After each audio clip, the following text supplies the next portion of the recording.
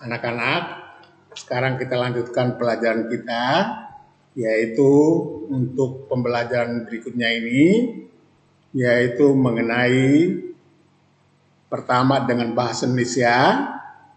Bapak hanya ingatkan kembali bahwa kita membuatkan kalimat tanya itu harus berdasarkan kata-kata tanya yang ada. Bagaimana penggunanya sudah kalian pelajari. Kemudian sekarang kita lihat kalimat tanya berdasarkan teks bacaan. Itu apa? Adalah kalimat tanya yang jawabannya atau informasinya dapat kita temui dalam teks tersebut. Jadi kalau kita membuatkan kalimat tanya berdasarkan teks bacaan, berarti kalimat tanya yang jawabannya atau informasinya itu ada dalam teks itu sendiri. Untuk menemukan jawaban dari kalimat tanya tersebut, atau kalimat tanya yang kita ajukan, kita buat, kita perlu membaca teks itu dengan cermat dan memahami isi teks tersebut. Jadi ini hanya Bapak ingatkan saja bahwa kalau membuatkan kalimat tanya berdasarkan teks bacaan, berarti kita harus membuat kalimat tanyanya itu berdasarkan jawaban yang ada dalam teks tersebut. Itu yang harus kamu ingat. Kemudian untuk menemukan jawabannya itu bagaimana caranya? Yaitu kita baca dengan teliti, dengan cermat di dalam bacaan tersebut, di dalam buku yang kita baca itu, atau teks yang kita baca itu kita temukan jawaban di situ. Hanya itu saja yang Bapak ingatkan untuk bahasa Indonesia. Sekarang kita lanjutkan ke ilmu pengetahuan alam, yaitu mengenai sistem pernapasan pada manusia. Bagaimana sistemnya, bagaimana caranya? Yaitu pada manusia, saat bernapas manusia akan menghirup oksigen yang disimbolkan dengan O2 dan mengeluarkan karbon dioksida atau disimbolkan dengan CO2. Jadi sistem pernapasan kita adalah menghirup oksigen dan mengeluarkan karbon dioksida. Untuk mengetahui bahwa organ-organ pernapasan itu apa saja, yaitu kita harus lihat organ pernapasan manusia itu terdiri dari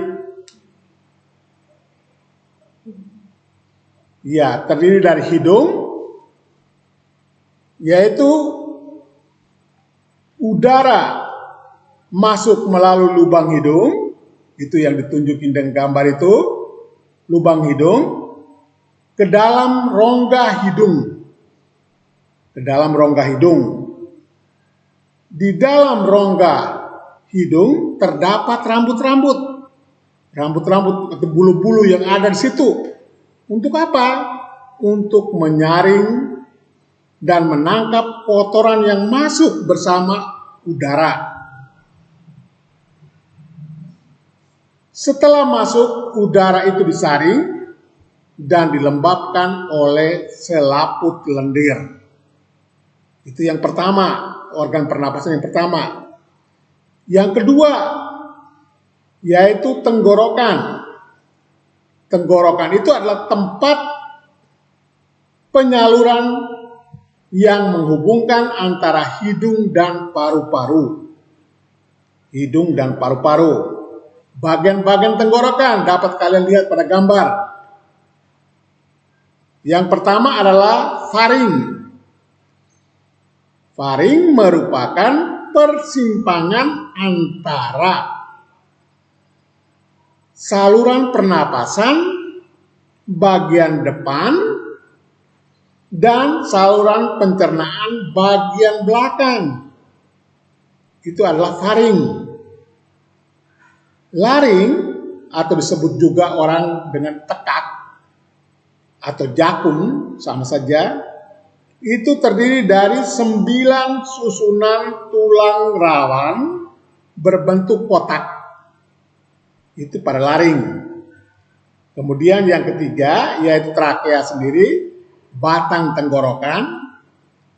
Kalian lihat pada gambar, memiliki dinding sel berambut yang akan bergerak dan mendorong keluar debu-debu dan bakteri yang masuk.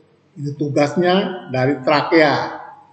Jadi Bapak ulang lagi, bagian tenggorokan itu ada 3. Pertama adalah faring, yang kedua laring, yang ketiga adalah trakea.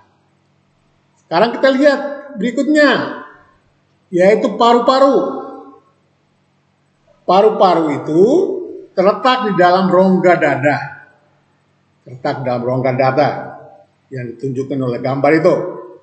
Kemudian bagian daripada paru-paru adalah 1 bronkus, merupakan percabangan dari trakea, dari batang tenggorokan tadi. Kemudian yang berikutnya adalah bronkiolus. Bronkiolus ini adalah percabangan dari bronkus. Lalu yang ketiga adalah alveolus. Alveolus adalah ujung bronkus yang bergelembung yang dikelilingi kapiler-kapiler darah. Nah, itu adalah bagian-bagian dari paru-paru. Nah, bagaimana terjadinya proses pernapasan sendiri? Yaitu proses pernapasan itu terdiri dari inspirasi, yaitu saat kita menghirup udara, dikenal dengan istilah inspirasi. Kemudian kita mengeluarkan udara, namanya ekspirasi. Itu mengeluarkan udara. Daripada waktu proses pernapasan, kita memasukkan udara, kita mengeluarkan udara. Di mana tadi sudah Bapak katakan bahwa udara mula-mula masuk ke hidung dan disaring oleh rambut hidung. Kemudian udara masuk ke tenggorokan, terus ke bronkus. Sesudah dari bronkus, udara masuk ke paru-paru melalui bronkiolus. Setelah udara masuk ke alveolus, setelah itu masuk ke alveolus, dan sinilah terjadinya pertukaran udara antara oksigen dan karbon dioksida.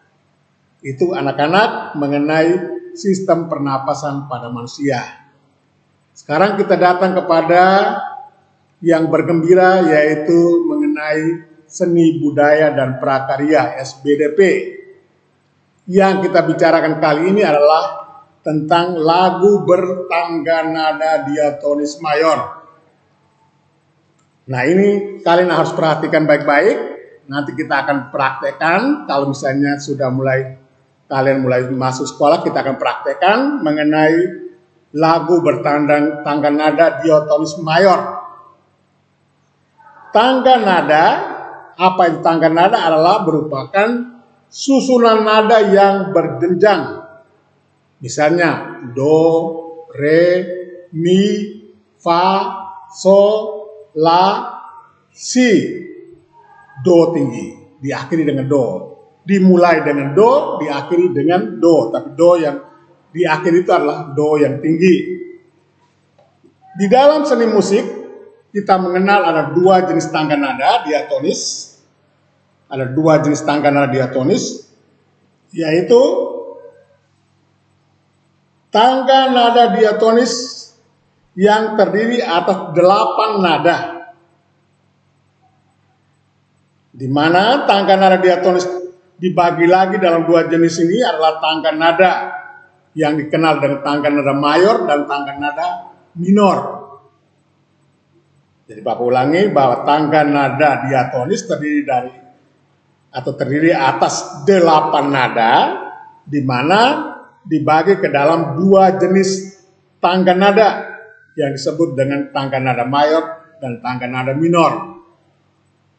Tangga nada diatonis mayor itu memiliki interval atau jarak nada. Itu adalah 1, 1,5, 1,5. Nanti kamu lihat pada alat pianika, bagian mi dengan fa itu tidak ada batas hitamnya, nggak ada. Itu berarti dia pun jaraknya setengah. Nanti kamu lihat lagi pada do tinggi dengan bagian itu, pada do tinggi bagian dengan itu bagian yang re-nya itu, bukan bagian re, tapi maksudnya pada si dengan do tingginya itu juga itu ada kelihatan ada jaraknya itu. Jadi kamu perhatikan di dalam tutsnya itu, yaitu antara si dengan do itu termasuk itu tangga nada berjarak setengah. Nanti kita akan praktekkan kalau model seperti itu, ya. Dari si sampai dengan do tinggi itu berjarak setengah juga. Nah, contoh bisa kamu lihat pada gambarnya itu, yaitu di situ Bapak tuliskan dengan tangga nada menggunakan notasi balok, yaitu memakai huruf, dan juga menggunakan notasi angka, yaitu menggunakan angka. Yang notasi balok berarti notasi yang menggunakan huruf, yaitu dimulai dengan C, D, E, F, G, A, B, C, diakhiri dengan C. Nah itu bisa kamu lihat, buatkan lengkungan itu dengan jaraknya itu 1, 1,5, 1, 1, 1,5. Kemudian kalau dengan notasi angka bisa kamu lihat di bawah. Do, re, mi, fa, bukan baca 1, 2 ya. Do, re, mi, fa, sol, la, si, do tinggi. Ya, di mana kamu bisa lihat bahwa pada do, re 1, sedangkan re, mi 1, mi, fa itu jaraknya setengah. Jaraknya setengah. Kemudian pada fa, sol, la, si itu berjarak 1. Sedangkan pada si, do tinggi itu berjarak setengah. Nah itu adalah ciri-ciri daripada itu tangga nada diatonis mayor yang kalian sudah pelajari. Intervalnya adalah demikian. Jadi kalau dalam kita mainkan juga, kita harus perhatikan tangga nadanya itu. Jangan sampai kalian itu misalnya salah-salah pencet, akhirnya yang sebenarnya berjarak 1 atau intervalnya 1, tapi kamu pencet, kenyataannya kamu pencet itu hanya setengahnya. Itu nggak benar, ya. Sekarang kita lihat berikutnya ciri-ciri tangga nada diatonis mayor. Ciri-cirinya apa saja? 1, bersifat riang gembira. Lagu tersebut harus bersifat riang gembira, berarti kita sudah tahu bahwa oh ini adalah tangga nada diatonis mayor. Kemudian bersemangat, biasanya diawali dengan nada do, namun tidak menutup kemungkinan bahwa bisa diawali dengan nada sol atau mi dan diakhiri dengan nada do. Itu adalah ciri-cirinya. Jadi misalnya kita nanti akan lihat contoh lagunya, ya. Misalnya lagu yang bersemangat itu, misalnya yang bersifat gembira dan sebagainya, misalnya maju tak gendar. Maju tak gentar, tidak ada ya. Maju tak gentar, nggak ada begitu. Itu bukan cirinya tangga nada diatonis mayor, enggak. Kemudian lagu misalnya Halo-Halo Bandung, itu juga bisa termasuk itu lagu yang bersemangat. Itu saja anak-anak yang bisa kita bicarakan pada kesempatan ini, yaitu mengenai SBDP khususnya tangga nada diatonis mayor. Nanti kita akan ketemu pada kesempatan berikut ya. Oke, selamat dan terima kasih.